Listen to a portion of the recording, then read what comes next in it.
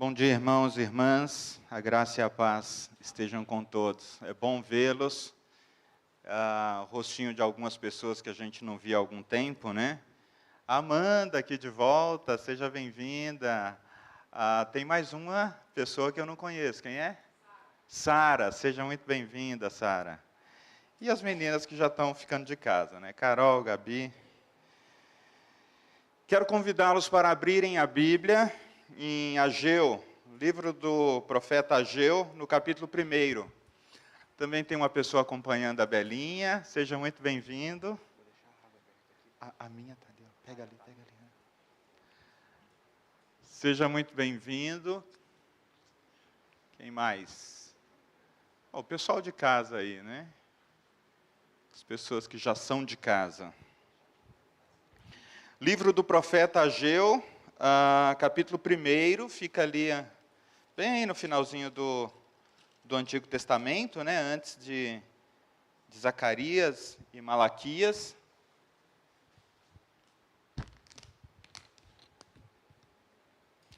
Diz assim o texto, capítulo 1, verso 1. No 2º ano do rei Dario, no 6º mês, no 1º dia do mês, veio a palavra do Senhor por intermédio do profeta Ageu. A Zorobabel, filho de Salatiel, governador de Judá, e a Josué, filho de Josadaque, o sumo sacerdote, dizendo: Assim fala o Senhor dos exércitos. Este povo diz: Não veio ainda o tempo em que a casa do Senhor deve ser edificada. Veio, pois, a palavra do Senhor por intermédio do profeta Ageu, dizendo: Acaso é tempo de habitardes vós em casas apaineladas, enquanto esta casa permanece em ruínas? Ora, pois, assim diz o Senhor dos exércitos: Considerai o vosso passado. Tendes semeado muito e recolhido pouco. Comeis, mas não chega para fartar-vos. Bebeis, mas não dá para saciar-vos. Vesti-vos, mas ninguém se aquece. E o que recebe salário, recebe-o para pô-lo num saquitel furado, ou numa bolsa furada, ou numa carteira furada, né? Assim diz o Senhor dos exércitos: Considerai o vosso passado. Subi ao monte, trazei madeira e edificai a casa. Dela me alegrarei e serei glorificado, diz o Senhor.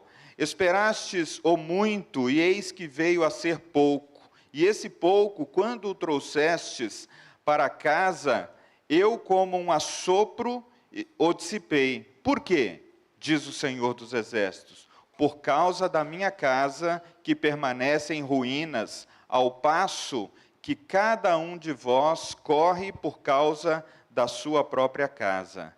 Por isso os céus sobre vós retêm o seu orvalho, e a terra os seus frutos.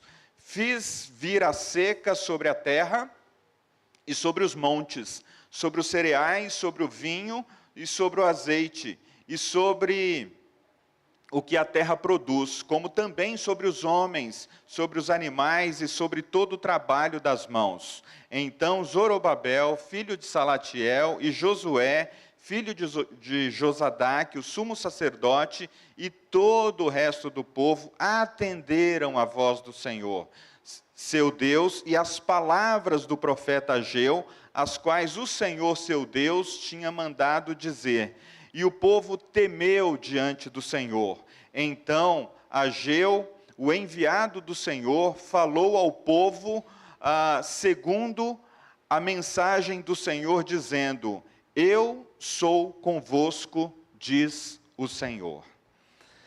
Palavras do Senhor ao nosso coração, palavras que são simples e diretas, né? Na verdade, a mensagem, irmãos e irmãs, do profeta Ageu é uma mensagem simples, prática e direta.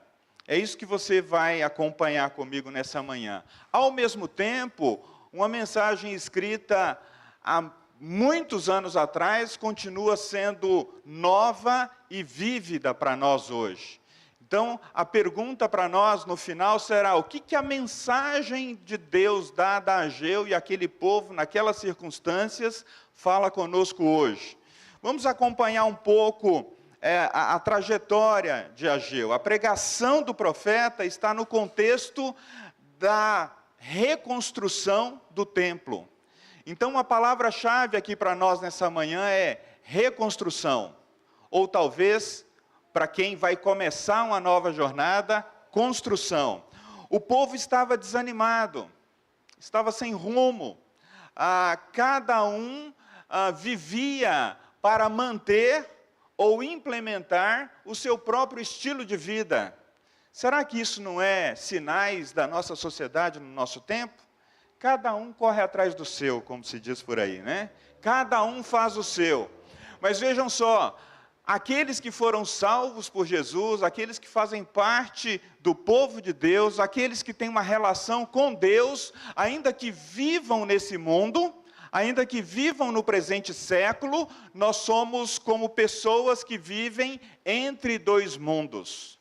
Nós vivemos entre o reino deste mundo e vivemos a vida no reino de Deus. Então nós precisamos trazer os valores do reino de Deus para os lugares da sociedade no qual nós vivemos.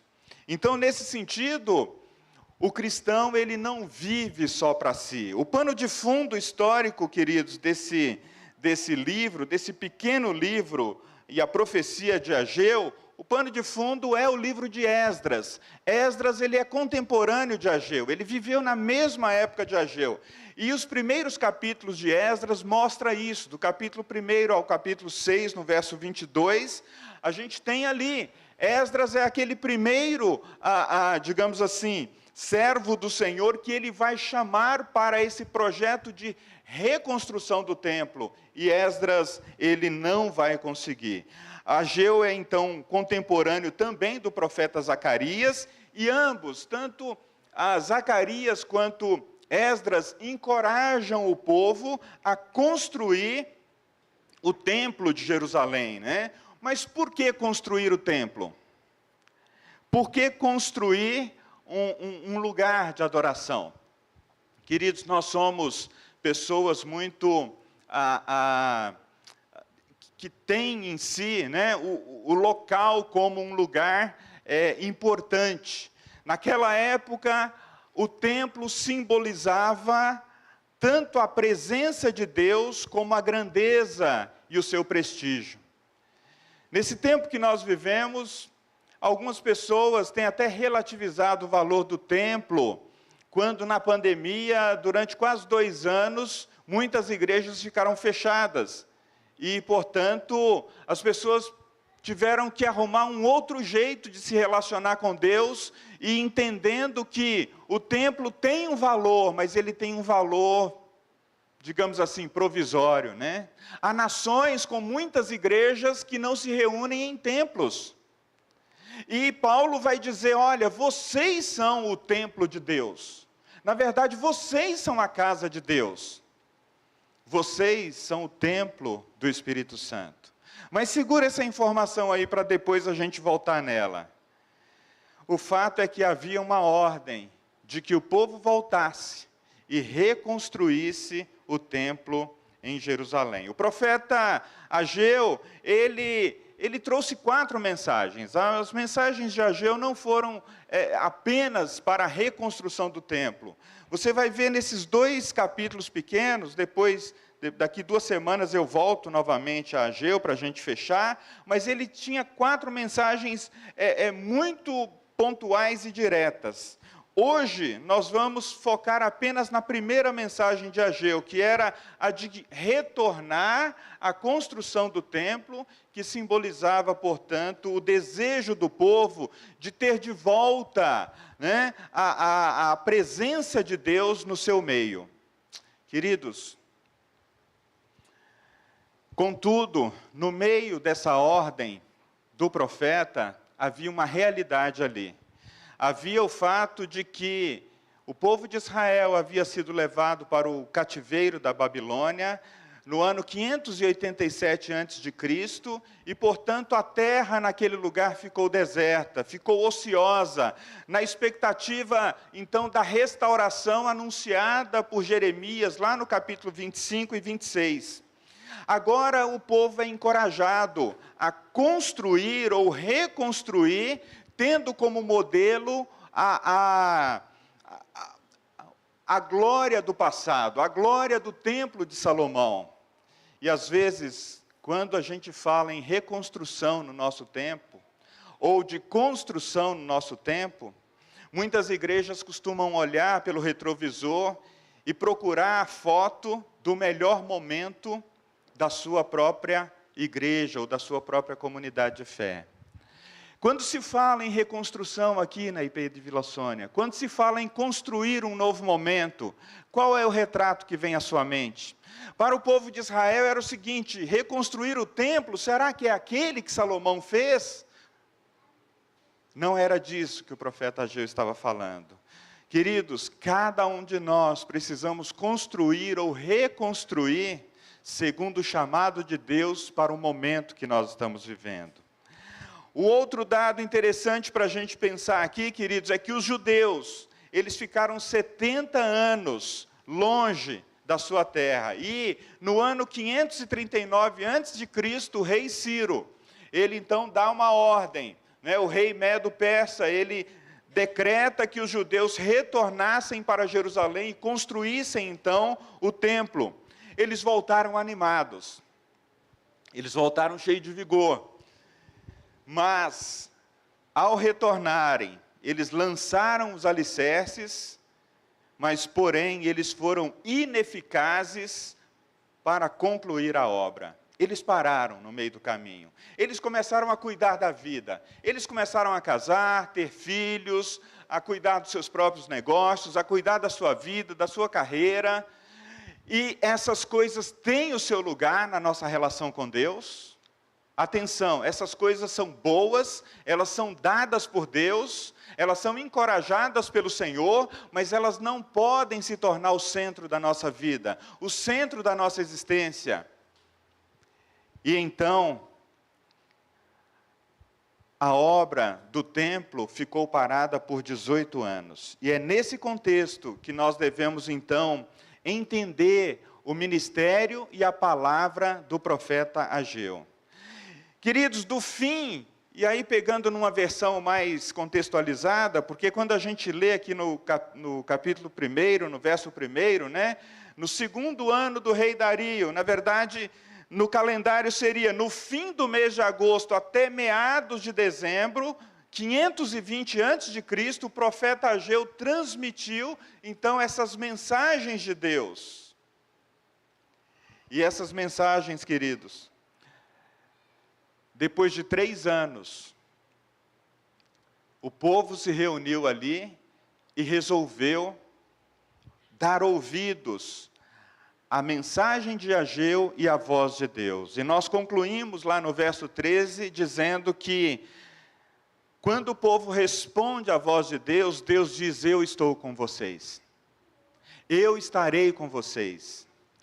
Agora, vejamos Ageu 1, verso 1. É aqui que o profeta indica exatamente a quem ele endereça a sua mensagem. Primeiramente, ele dirige-se a 2 líderes, Zorobabel e Josué.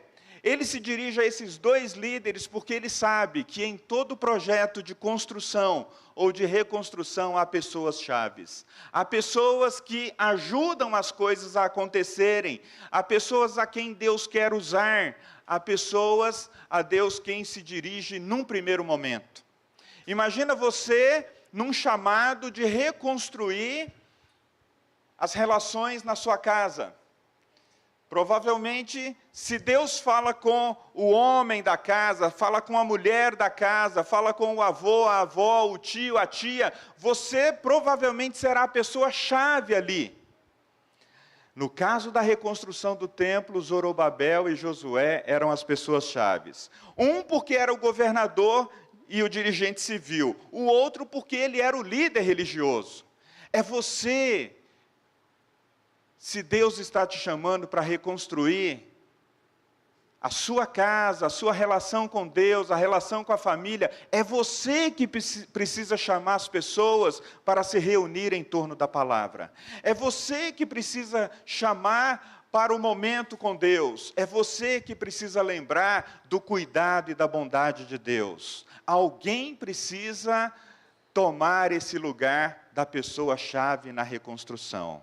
Queridos, eles precisavam se conscientizar do que estava acontecendo, para que eles pudessem então conclamar o povo para renovar o seu compromisso de construir o templo naquela época. É interessante, queridos, que naquele momento o povo estava como que sem identidade, sem saber exatamente a quem eles serviam, quem era o Deus da vida deles, qual era a sua identidade. Amados, a nossa identidade é aquilo que nos define e que muitas vezes leva a gente a tomar ações de acordo com aquilo que nós pensamos que nós somos. Em Cristo, Paulo diz que nós fomos feitos novas pessoas.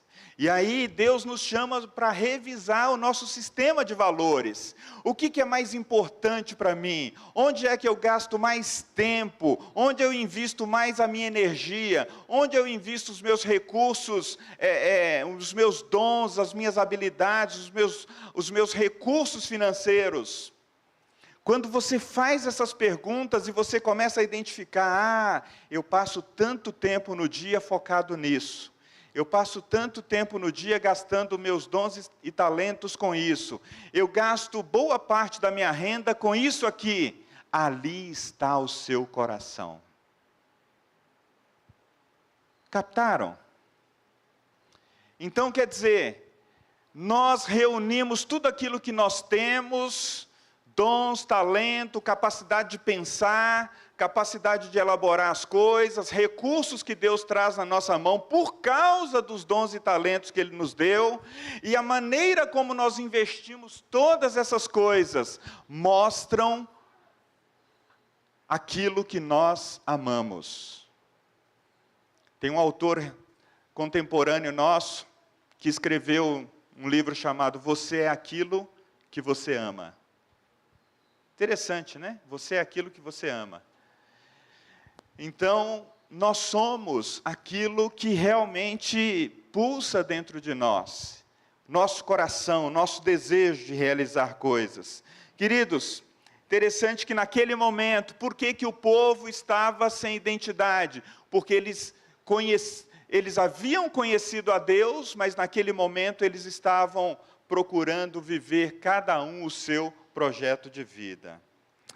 E o valor que eles conferiam ao templo, ou ao lugar que Deus poderia ser revelado, ser manifestado, a grandeza, o favor de Deus, estava deixado de lado, havia sido deixado de lado. Então, eles não tinham mais o templo como um lugar onde eles pudessem realmente ver esse valor da presença e da grandeza de Deus. E isso era um indicativo da situação ou do estado espiritual daquele povo.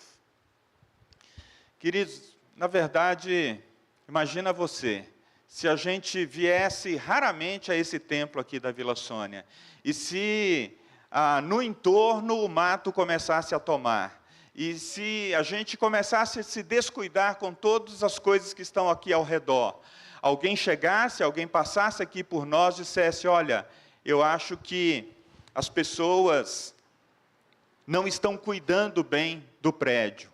E isso seria um indicativo muito claro do nosso estado espiritual, da maneira como nós levamos Deus no nosso relacionamento diário. Quando nós retomamos as atividades no prédio do Pirajussara, ela já não era mais o prédio já não era mais um lugar onde as pessoas se reuniam para cultuar a Deus. Então, o prédio estava depredado. As salas estavam todas precisando de reforma. O mato havia tomado conta e tudo estava ao léu. Mas depois que pessoas foram ali e colocaram as mãos para fazer algo e para deixar numa situação de uso mínimo, A vida voltou para aquele lugar. As crianças voltaram a correr ali. Mulheres e homens voltaram a se aproximar daquele lugar. E ontem à tarde, queridos, nós estávamos ali para a primeira aula de música, com 9 alunos. E é interessante que o professor perguntou para aqueles 9 alunos que são crianças, na maioria deles, no máximo 14 anos para baixo. Vocês já tocaram um instrumento antes? Nenhum deles havia tocado nenhum instrumento. E pelo menos 4 sobressaíram. Pelo menos 4 fizeram os primeiros acordes e tocaram as primeiras notas, e eu vi o professor levantando a sobrancelha assim, falando, uau! E no final, quando todos se despediram, ele disse, pastor, em pouco tempo a gente tem meninos e meninas aqui para tocar. Em pouco tempo a gente tem meninas e meninos para tocar. Queridos, quando nós deixamos de cuidar daquilo que Deus nos deu, pode indicar um estado espiritual da nossa alma. Quando a gente não consegue arrumar o nosso próprio quarto, a psicologia diz que nossa vida está meio bagunçada, né? Ah, pastor, mas eu deixo meu quarto para lá, assim, minha vida está bagunçada, coisa nenhuma. A psicologia diz, gente, diz que quando a gente deixa as coisas meio para lá é porque a gente não quer mexer com alguns assuntos da nossa vida. A gente não quer, ou no mínimo a gente quer que alguém tome conta da nossa vida. Queridos, eu quero convidá-los para você refletir a partir da mensagem de Ageu nessa manhã, a se perguntar se o povo lá atrás deixou a obra da construção porque estava perdido, sem rumo, talvez com alguma crise. Será que no momento atual, você e eu, não estamos passando por algum momento de crise ou de falta de clareza em relação àquilo que Deus quer de nós? Qual é o projeto na sua vida que está parado? Qual é a construção que você começou e deixou para lá? E os anos se passaram, no caso do templo, 18 anos. Para alguns de nós, pode ser 2, 3 anos, pode ser também 20 anos, que você pensou em fazer algo e que Deus colocou claramente no seu coração que esse era algo que Ele queria que você fizesse e você simplesmente começou a cuidar de outras coisas. Queridos, o que você começou e que traria maior glória ao nome de Deus, mas que foi deixado de lado? Reflita. Continue pensando sobre isso. Agora, nesse mês de março, a igreja em Vila Sônia completa 61 anos de organização. Qual é a crise que a igreja local vive? Talvez alguns podem olhar e dizer, a gente já não tem todos os cultos que a gente tinha antes. A gente já não tem tantas crianças e jovens. A gente já não tem aquelas cantatas do passado. Qual é a crise da Vila Sônia? Existe uma crise no meio de nós? Nós cuidamos bem das pessoas? Nós cuidamos bem uns dos outros? Nós testemunhamos aquilo que Deus fez e pode fazer na vida das pessoas, como salvação, restauração, libertação, como aquele Deus que vem e dá realmente sentido para a vida das pessoas? Queridos, será que a nossa identidade está clara de que igreja em Vila Sônia foi chamada para ser discípula de Jesus, discípulos e discípulas de Jesus? Será que isso está claro para nós? Se isso não estiver claro, queridos, nós vamos ficar meio perdidos em meio a tantas coisas. Uma outra pergunta que a gente poderia fazer nesse tempo em que a gente faz 61 anos de idade: quantos filhos e filhas maduras ou maduros essa igreja tem entregue para o ministério do serviço no mundo? Talvez você diga, pastor, mas já passou muitas pessoas por aqui e elas estão dando frutos por aí. Amém. A gente sabe que a semente a palavra de Deus no coração das pessoas vai produzir de alguma forma. Mas intencionalmente, será que nós levamos as pessoas da imaturidade para a maturidade e do crescimento para a reprodução de maneira muito clara, que a gente vê passo a passo, ao ponto da pessoa sair daqui, não porque ela acordou um dia e falou assim, olha, eu acho que eu vou congregar em outro lugar. Não, Deus está me enviando para pregar o Evangelho ali. Deus está me enviando para outra nação. Deus está me enviando para o meu trabalho. Deus está me enviando para a minha carreira, para eu ser o melhor profissional ali e testemunhar do amor de Jesus. É disso que eu estou falando, queridos irmãos e irmãs. Será que em 61 anos de idade nós geramos uma nova igreja? Alguém já disse que uma igreja, você olha para ela e vê um ciclo de maturidade, é quando um grupo de pessoas se reúnem, organizam uma igreja e depois eles saem para organizar uma outra igreja num outro lugar, porque aquele grupo que ficou ali, ele tem condições de se autossustentar e de continuar pregando o Evangelho e reunindo outras pessoas que serão outras igrejas. No fim das contas, queridos, uma igreja precisa ter filhas que são novas igrejas. Você é a igreja, eu sou a igreja. Você tem gerado filhos na fé? Você tem levado outras pessoas a Cristo? As pessoas olham para você e dizem, aquela pessoa carrega a mensagem de Jesus, aquela pessoa carrega os valores de Jesus. Aquela pessoa carrega a presença de Jesus.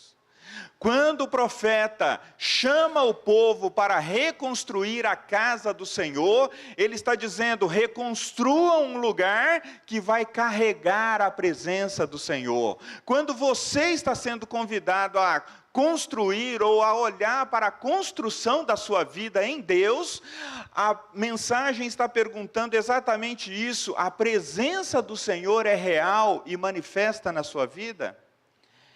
Esse é um ponto, queridos.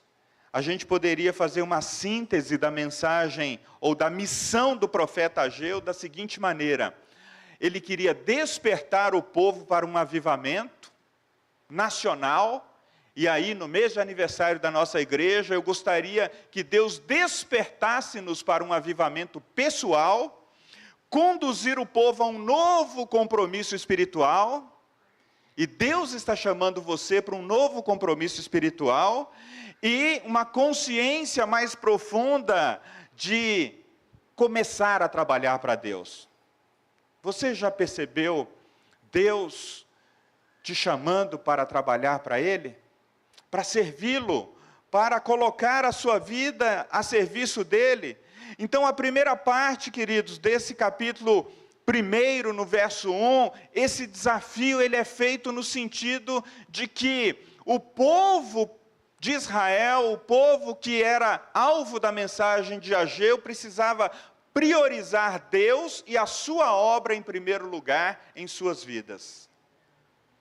E a mensagem para nós é essa: onde está Deus na nossa vida? Ele é o primeiro? Ele é o segundo? Ele é o terceiro? Ageu incentivou então o reinício da restauração ou da reconstrução do templo. E é interessante, queridos, que quando a obra parou, o povo se viu desanimado. Os seus interesses se voltaram para as suas questões pessoais. E o verso 2 diz que a resposta do povo era de que não havia chegado o tempo. Veja aí, verso 2. Este povo diz, ainda não chegou o tempo em que a casa do Senhor deve ser edificada. Você já percebeu que muitas vezes nós não obedecemos a Deus porque a gente diz, não chegou o tempo. Não chegou o tempo. Como é que está o seu crescimento espiritual? Como é que está a sua relação com Deus? Como é que você está construindo a sua vida em Deus? Muitos de nós dizemos, olha, não chegou o tempo. Não chegou o tempo, eu tô devagar, eu estou vivendo a vida, eu tô vivendo um dia de cada vez. Alguns vão dizer, não, eu estou parado mesmo, eu estou estagnado. Será que essa é a resposta que a gente deve dar para Deus? Não chegou o tempo. Queridos, interessante que essa desculpa revela a indiferença e a apatia espiritual do povo. Fiquem muito atentos. Nesse período de pandemia, a apatia e a indiferença tomou conta do coração de muitos cristãos. Ah, eu adoro a Deus daqui de casa mesmo. Ah, eu faço no meu ritmo aqui. Ah, e você, como você está crescendo em Cristo nesse período? Não é nem o caso da pessoa vir aqui no templo ou não. De repente, ela tem realmente razões para não estar aqui. Mas como que está a construção do seu relacionamento com Deus? Ah, pastor, não chegou o tempo. Apatia, letargia, indiferença. Queridos, daí Ageu fazer esse convite a essa reflexão pessoal, no verso de número 5, quando ele vai dizer assim, vejam aonde os caminhos os levaram. Essa atitude de apatia e de indiferença nos levará para algum lugar. E aí Ageu faz essa indagação, né, que é um convite à reflexão. Veja onde os caminhos os levaram. Olhem para os resultados. Eles conspiram contra vocês. Ageu indica, queridos, que o fracasso dos setores da nossa vida, das áreas da nossa vida, pode ser consequência da negligência espiritual. Pode ser consequência do fato da gente dizer para nós mesmos, olha, tem muitas coisas na minha vida que eu preciso fazer, mas não chegou o tempo. Tem muitas coisas na minha vida que eu preciso tomar as rédeas, mas não chegou o tempo. Ah, tem aquele projeto de vida, tem aquela formação acadêmica, tem aquele projeto pessoal, mas não chegou o tempo. Eu me lembro de uma pessoa, quando ela tinha 20 e poucos anos, ela disse assim, eu não vou terminar a minha formação na escola, no colégio, e nem vou procurar faculdade. Naquela época, vivia-se muito aquela expectativa do bug do milênio, 2000, né? 2000 vai chegar, vai parar tudo, o mundo vai parar. Um contexto, assim, de escatologia mais, né, pentecostal, que via o fim do mundo em cada situação difícil que o mundo passasse. E eu disse, não menina, estude, porque olha, independente se Jesus vai voltar ou não, estude, procure alguma coisa. Não, eu não vou estudar. Ela está viva, Jesus não voltou e ela não tem nenhuma formação.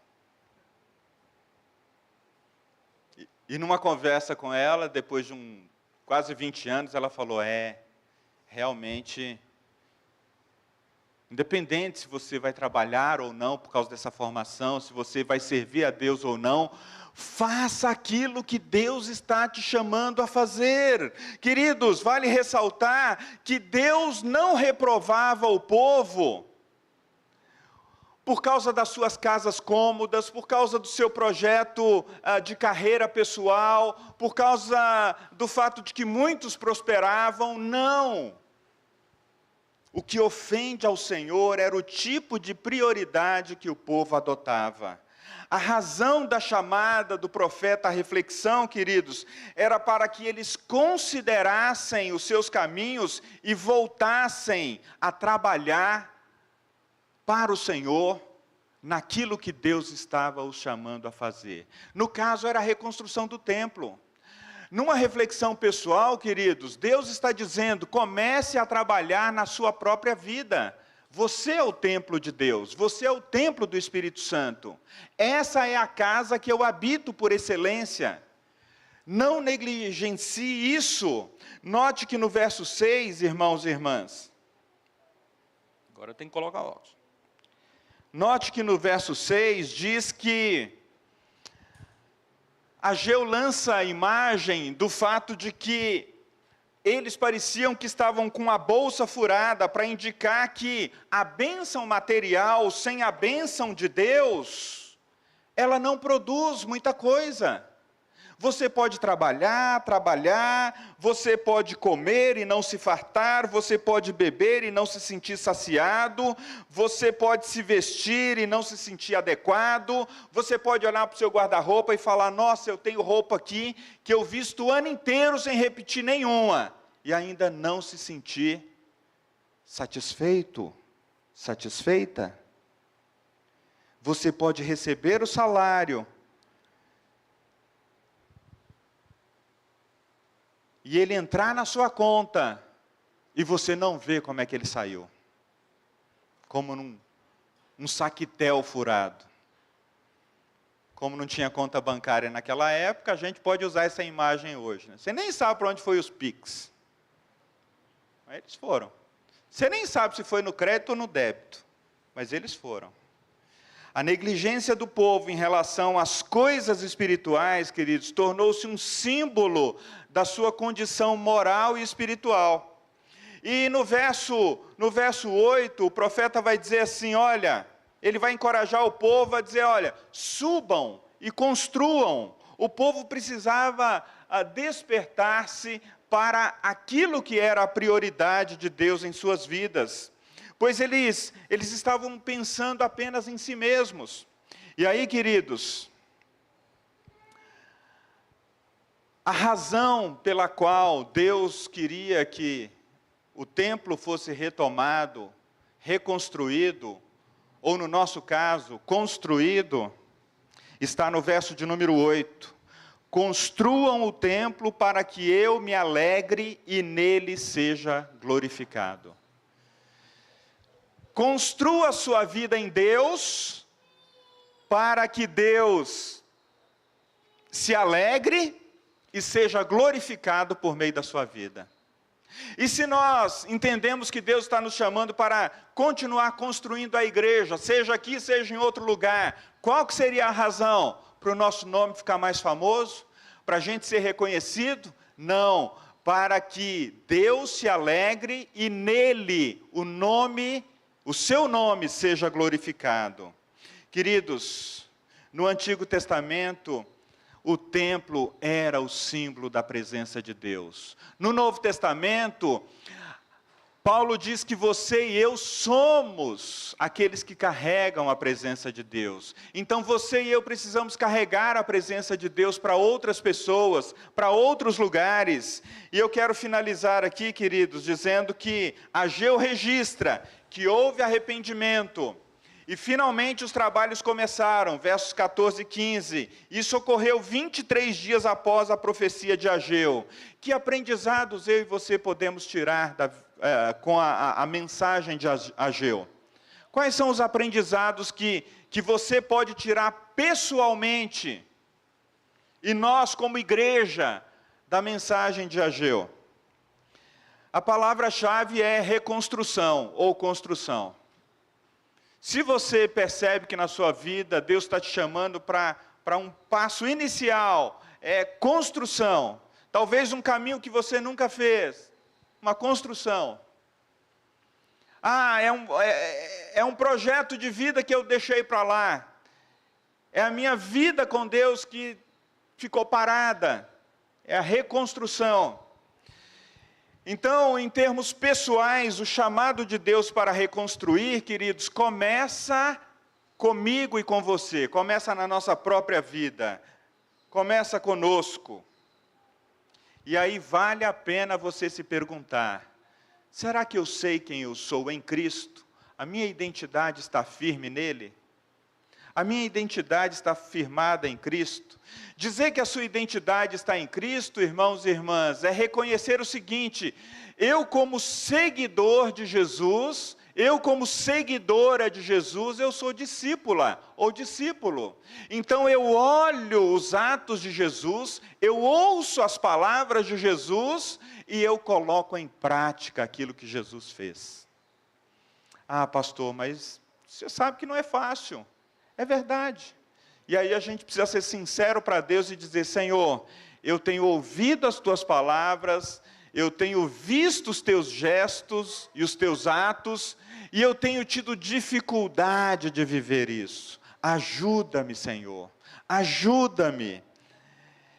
Nessa jornada, queridos, de construção e reconstrução, provavelmente Deus não deixará você sozinho.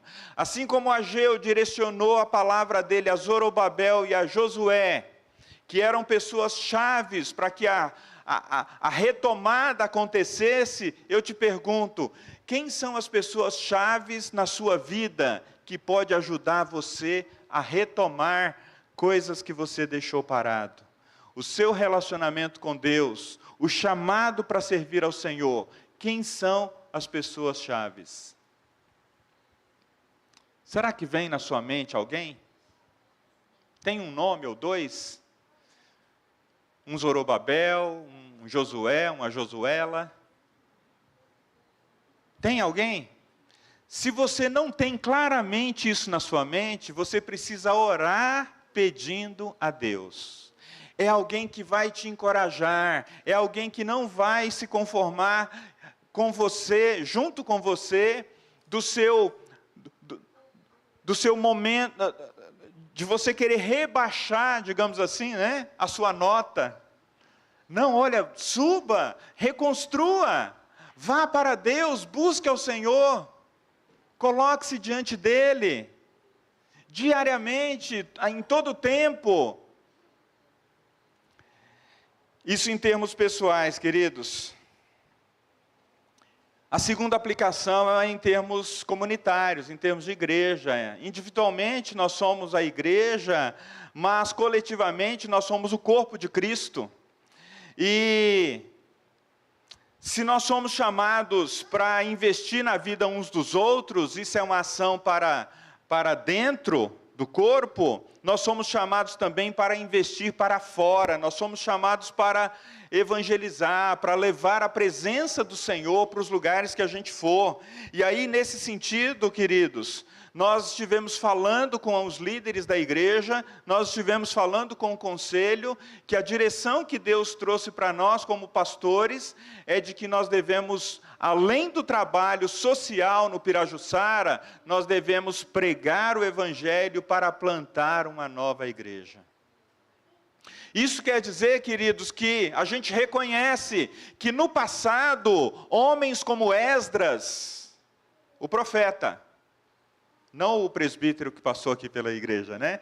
Que também trabalhou muito aqui nessa igreja. Eles fizeram a parte deles, mas agora nós precisamos fazer a nossa. E a pergunta que provavelmente você quer ouvir nesse momento é: como que eu posso me envolver com isso, pastor? Como que nós podemos nos envolver com isso? Você pode se envolver de 4 maneiras. Querido, você pode se envolver primeiramente orando e perguntando: Deus, o Senhor está me chamando para isso? Como o Senhor está me chamando para me envolver com a plantação de uma nova igreja? Segunda coisa é você se colocar à disposição. Senhor, eu não sei o lugar ainda, mas eu estou aqui, estou disponível. Tem serviço voluntário, tem ministério para ser feito, tem pessoas para serem acolhidas, tem DBS para ser feito, tem palavra para compartilhar. Ontem havia 2 mulheres ali acompanhando seus filhos, e uma delas disse: pode deixar o trabalho da limpeza comigo, me dê acesso ao prédio aqui que eu venho uma vez por semana limpar o prédio. A outra disse: eu vou não apenas trazer o meu filho para fazer aula de violão, mas eu mesma quero fazer aula de violão, e eu sou professora, eu posso dar aula no reforço escolar. E eu pensando, olha Deus mandando, pessoal. Olha Deus mandando as pessoas. E são pessoas ocupadas como você e eu, irmãos e irmãs. São pessoas ocupadas, uma trabalha como enfermeira, a outra trabalha como professora. São pessoas que são ocupadas, mas Deus está chamando. E é interessante que Deus normalmente chama os mais ocupados, viu? Deus chama todo mundo, mas os mais ocupados são os primeiros da fila. Então, se você é uma pessoa ocupada, Deus está te chamando. A terceira ação é o seu envolvimento, queridos.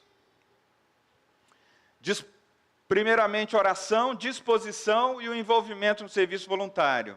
A quarta ação é o envolvimento financeiro. Você pode se comprometer com um valor mensal para que a gente possa realmente avançar na pregação do Evangelho ali. Uma coisa é certa, queridos, Deus está falando conosco. Assim como falou por meio de Ageu ao seu povo no passado, Ele está falando comigo e com você.